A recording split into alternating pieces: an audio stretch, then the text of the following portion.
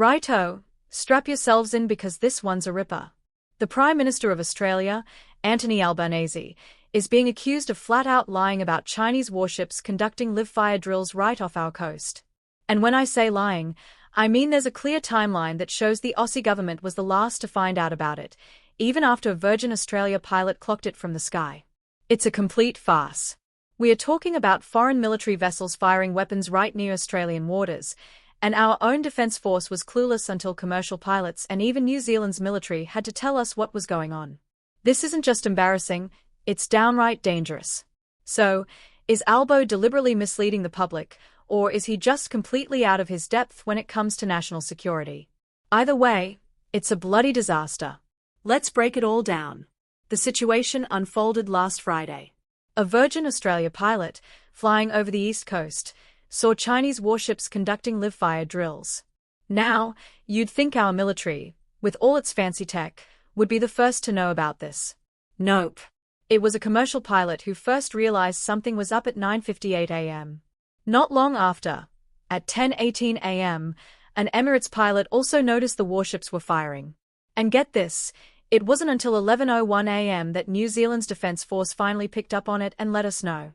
But by then, our military already knew, not because they detected it themselves, but because Air Services Australia had been tipped off by, you guessed it, that Virgin pilot. Now here's where it gets real dodgy. Albanese originally said, we were notified in advance. But then, when the truth started leaking out, the story changed. Suddenly, it became, oh, well, the notification didn't come in fast enough. And now?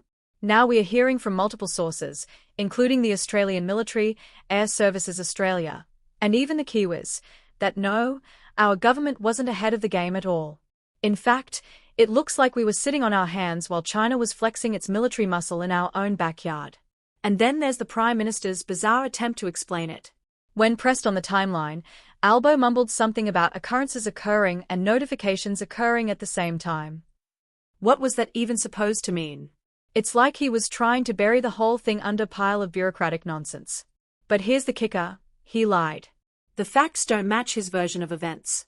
And when the leader of a country is caught out lying about something as serious as national security, that's a major breach of trust. Now, Opposition Leader Peter Dutton isn't letting this one slide. He's demanding answers, and frankly, so should every Australian. If there was an incursion into our waters and Defence didn't know about it, or the Defence Minister wasn't informed, we need answers, he said. And he's spot on. If our military's response time is this slow during a routine exercise, what happens if things escalate?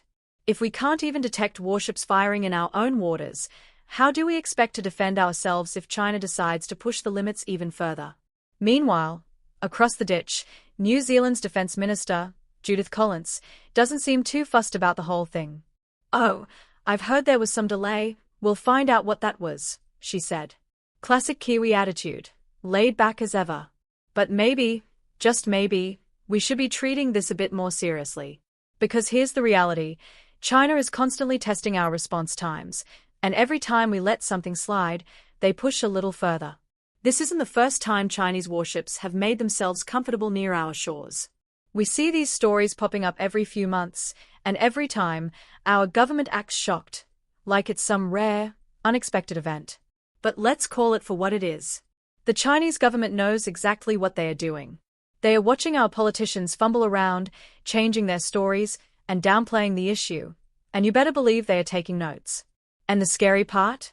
If there was a real threat, a serious incident, would our government even know about it before some bloke in a cockpit or some Kiwi defense officer broke the news? It's not a joke anymore. Imagine for a second that China actually escalated its actions, say, moving closer or targeting strategic locations. Would we even be aware of it before it was too late? Because let's be honest, based on this debacle, it doesn't look promising.